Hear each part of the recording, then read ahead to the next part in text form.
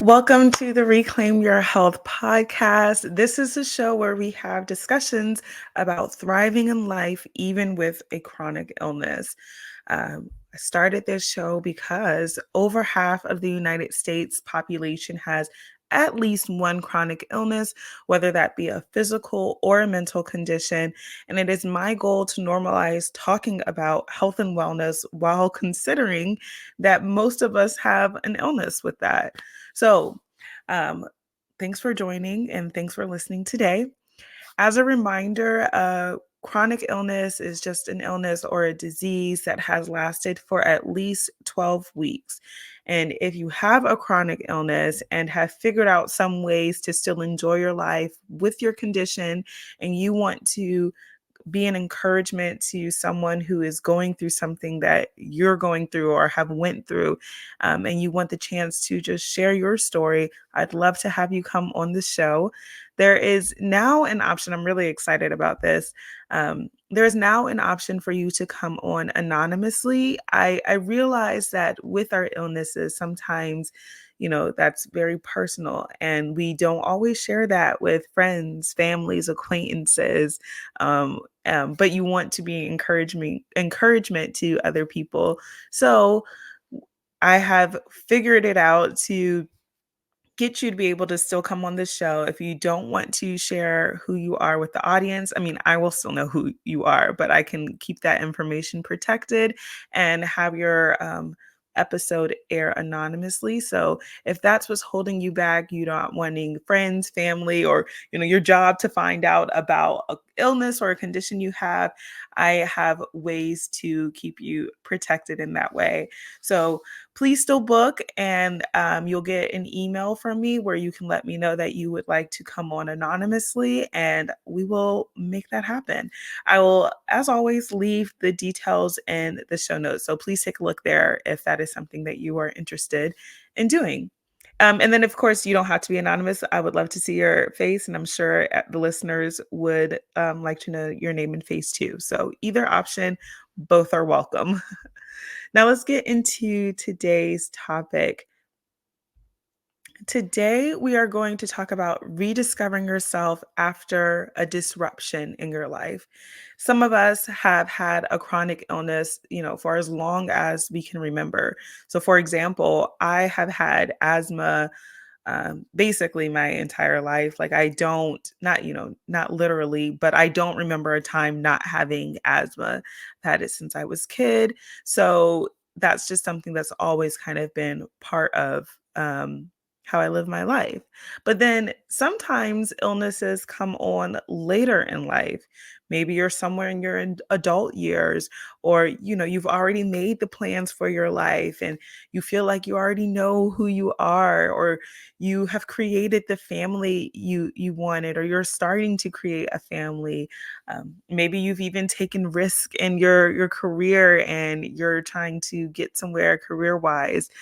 And then all of a sudden your life takes this turn. It has this disruption when you get hit with this illness and the symptoms of it. And then it turns out to be chronic. So it's lasting a long time. And that's a big disruption for us. And especially, when you don't see it coming, which most of us don't see it coming. So I think it's important to talk about this process because this is one of the times in life when life just isn't linear, right? Oftentimes we feel like we've been set back because of an illness. And sometimes there's this pause that happens with all the things that we used to enjoy. And other times it's not really a pause. But we can no longer physically or mentally do the things that we used to do. But of course, life keeps going, and we have to find out how to fit or how to keep up in a way, regardless of our illness, regardless of this big disruption. A lot of us, we still have to go to work. We still have to take care of our kids. You still have to do household and hygiene things, whether you're in pain or not, and whether you're having your symptoms or not. And in those times, it gets really easy, especially over time. to lose who you are in the midst of all of that. Um, it It's easy to begin to feel really discouraged or extremely sad and down. I mean, your quality of life has been significantly affected, and you still have all the responsibilities, or at least most of them, if you weren't able to get rid of all of them.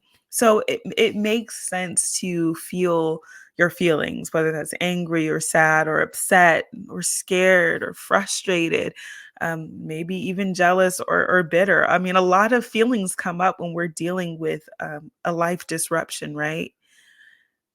The thing with this being a chronic illness is, you're just not this isn't something that's just lasted a week. It's not just something that even lasts a couple months for a lot of people. It can turn into many months or years, and that changes a person. That changes how you show up, how you feel, how you move in life. So I feel like talking about navigating, rediscovering yourself and dealing with disruptions is important because I feel like the majority of people with a chronic illness, if not all of us, face this point. We face a disruption. And sometimes it's not just the one disruption where we first find out about it. Sometimes, with bad flare-ups or flare-ups, it's another disruption. So we are ever evolving people, and learning how to navigate disruptions and learning how to rediscover who we are can be really helpful for you. I know it has been for me. So that is my hope. And a good outcome that could come from talking about this are a few things. You can consider where you are in your life right now, and perhaps see that, you could actually be a little easier on yourself, and you realize that you're doing a good job, you're living your life the best of your abilities, and you may see that illness didn't take everything from you, even though at times it felt like it did. Another possible outcome from thinking through this and talking through this, um, is that you could leave thinking about what it is that you can do to help you get back to feeling like yourself, and or even just ready to discover what it looks like, what your life could look like even with a chronic illness, what feeling like yourself looks like with a chronic illness. So another one, maybe you can embrace what living healthy and well looks like at this point in your life, not when this illness is past or when all these things are, when everything is better, but what does that look like for you now? And there could perhaps be this almost reframe of what healthy and well looks like and what it means to you specifically. I know it's hard sometimes to have a clear picture on what a healthy and well person looks like, especially with, TV and social media and all these things and all these things that we have to compare ourselves to. So maybe it's time to just kind of pause and reframe what and redefine actually what healthy and well actually looks like, because it could look like you even with a chronic illness. So that's some potential outcomes that you could have from going through this conversation with me. And as I'm sure you could see, um, if you can walk away with this with a little bit more grace for yourself, or even more open to rediscovering who you are with what you have now, um, that could just take a little bit of weight off your shoulders. Life can be so heavy with all these responsibilities, with having an illness. So if we can take a little bit of weight off, I mean, who wouldn't want that? So, okay, let's talk about some of the challenges that come up with a disruption such as having a chronic illness. There's lots of challenges. This is not an all-inclusive list, but these are some of the most common ones that I could think of when people are going through a big disruption or having a chronic illness. One is we're tired, okay? The chronic illness people are typically tired or exhausted. You have less energy to do what we have to do or what we used to do. We also are faced with lots of limitations, new limitations. Maybe you get mentally more exhausted than what you used to, or maybe you get more physically exhausted than what you used to. Perhaps you can't just eat whatever you want to at any time, or you can't even go to all the places you used to like to go to as easily as you could have before. Those are new limitations that we're taking in, and we're taking them in as we are trying those things. So imagine the frustration um, of going through that. So yeah, the new limitations bring new frustrations, new feelings. Another challenge is balancing your old life. What I mean by that is, not everything goes away just because you have an illness. Like, for instance, when you are a parent, you still have to figure out what parenting is going to look like for you and your kids, regardless. When you are working, you have to decide how or if you're going to be able to keep up with your job. When you're in a leadership position and serving others, it can be difficult to hold space for other people's needs and concerns when you have something new going on with your health. Um, and with all of that, it can get very easy to get lost in all of this. And so, what happens is you can enter what almost feels like a survival mode. I remember when I was really struggling with chronic migraines a few years ago, I was having them almost daily. And it definitely put me in almost like a survival mode type of mindset, meaning I felt I could only do the bare minimum that was required to keep my life together. So I would wake up, I worked from home. So I would wake up, go in my office, work with the lights off, the door closed, and my screen brightness was as low as I could tolerate.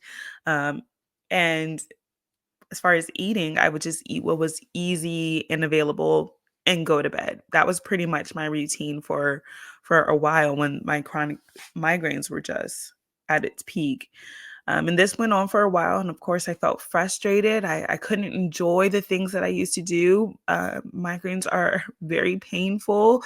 I couldn't even just sit and like chill and watch a movie or hang out with friends or family. I didn't even feel like I could go outside for a walk because that was challenging. The sun was too bright, even if it wasn't like necessarily a sunny day. It was just overstimulating. Um, so that was a very hard part or time. It was a disruption to my regular life. Now, when that phase was over and I tried to return to all the things I enjoy, I didn't realize how much that disruption had changed me until I had got tried to get back into the groove. How out of practice I was. For me, I was a runner. I really enjoyed running, had been running since I was a child. So that's one of the first like active things I did that I consistently enjoyed. So I've always ran, but I took a long break from that when my migraines were bad. And so when I tried to go back to it, running felt harder than it ever used to before because I had put on quite a bit of weight from being sedentary. My clothes didn't fit comfortably anymore. Things like getting used to planning my meals and cooking after work again felt like a really big task. And, all of these are just maybe what seem like little things, but I forgot how much mental energy it took to do all of those things. And suddenly I went from not having to think about those things at all. I just would do them because I enjoyed them and I was used to it, to having to think about every single one of those, and that's on top of work. So that's mentally exhausting. It took so much effort, even though I was past the flare up. It took so much effort to try to get back to that. The biggest thing that I learned from this time was to meet myself where I was. Meaning, I had to leave all the thoughts that said, "Oh, I should be able to run 1 mile easily. I should be able to cook dinner every day. I should be able to this. I should be able to that." I had to let all of those thoughts go out the door. And instead, I had to almost adapt what's known as like a radical acceptance of where I was. I say radical because it is extreme to take away all of the judgment around where I was in life. When you stop judging yourself for where you are, it gives you a better chance of being able to clearly see where you are and what you want to do about it. I had to see that, I was out of shape to a degree I had never experienced before. I didn't have the physical or mental stamina that I used to have either. Allowing yourself to see your limitations of where you are without judgment, that's the key, without the judgment, is going to make it easier to grow. I mean, because when you think about it, what does the judgment do? Does criticizing and comparing and constantly critiquing yourself, does that make you feel better? Does it support you getting to your goals? Does it help you see the bigger picture? No. So then it's better to let that judgment go. And I'm not saying it's easy to recognize this or to let it go and not be critical, because oftentimes that kind of language and or have it's just a habit to be judgmental. So it's something that you have to break. I talked about before how rewiring your brain is not easy to do. So it is more work. Um, but even just calling attention and noticing that you are being extra critical or judgmental of yourself is the start to breaking that habit. So it takes time, but let's even start to notice when we're doing that, because adding that judgment in makes it so much harder to figure out how you can thrive even with a chronic illness. Um, Another thing that I wanted to point out is that you may have strong feelings about all of this. For a lot of us, having a chronic illness, going through the symptoms, having a flare up, whatever it can be a very emotional experience.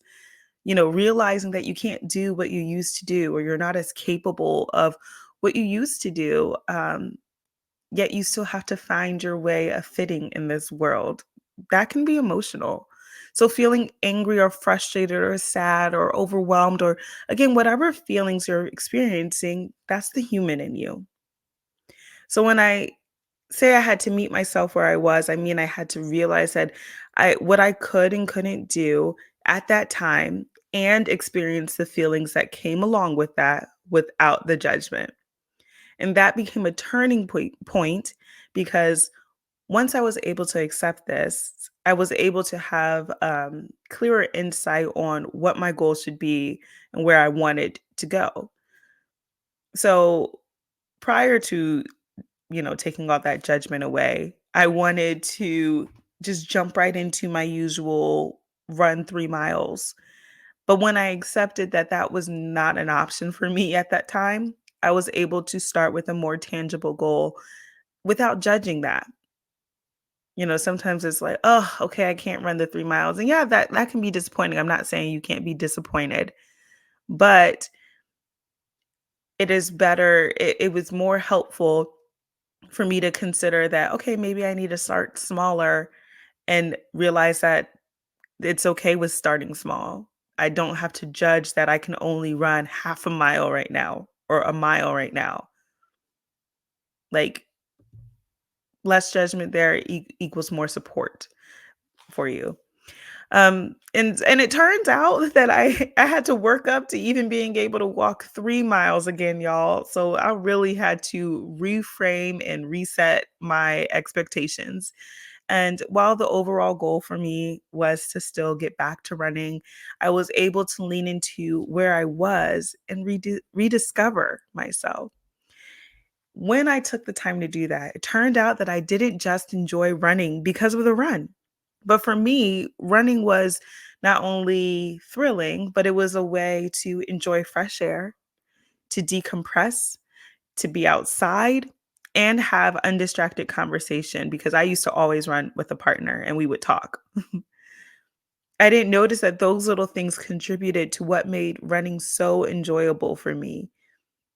I learned and discovered that I could still experience some of those things apart from running. That's when I started power walking, and I got to experience those same things, of course, without the rush of a run. And of course, power walking is not the same as running. Any runner would tell you that. And I know previously when I was running, if you told me to power walk, I would probably be like, it's no. But here I was trying something new. And while it was different. There were a lot of the things that I enjoyed from running that I got to experience with power walking. Um, and I learned some other new things. I was a more observant person on my walks, and I noticed more and enjoyed more about my surroundings, about the outdoors on the walks. But this thing that remained the same was I still got to enjoy fresh air. I still felt like it was a good way to decompress. I still got to be outside, and I still got to have undistracted conversation. Now that was 3 years ago, and I still go on walks regularly now, even though running is an option for me again. I share this story about me just to say that going through something like an illness that affects your quality of life, of course, is not easy. But I wonder if there are parts of your old life, things that you used to enjoy that had to take a pause, or that you can't necessarily do right now. I wonder if parts of that are still available to you. And if not, could you learn that there is something else that you can enjoy that you never used to enjoy? As a runner, I would have never thought that I would regularly be walking because I just hadn't done it before. But that reframe and that reset of expectations without judgment allowed me to kind of open my mind a little bit. And now I really enjoy walking. Sometimes I prefer it. My challenge for you today is to check in with yourself and see if you're judging or criticizing yourself for where you are. Take the time to notice how you look at yourself because that could be what's holding you back more than your illness. And then perhaps practice acknowledging where you are without that judgment. My hope is that this will help you not only be gentle and kind with yourself, but set goals that not will only will stretch you, but help you realize that illness hasn't taken everything. There are still things about yourself to discover. I hope this was helpful. Don't forget that you can come on the show, share what you've learned, share your story and how you cope with living with a chronic illness. We would love to hear it. I'd love to have you. The details, as always, are going to be in the show notes. Until next episode, bye.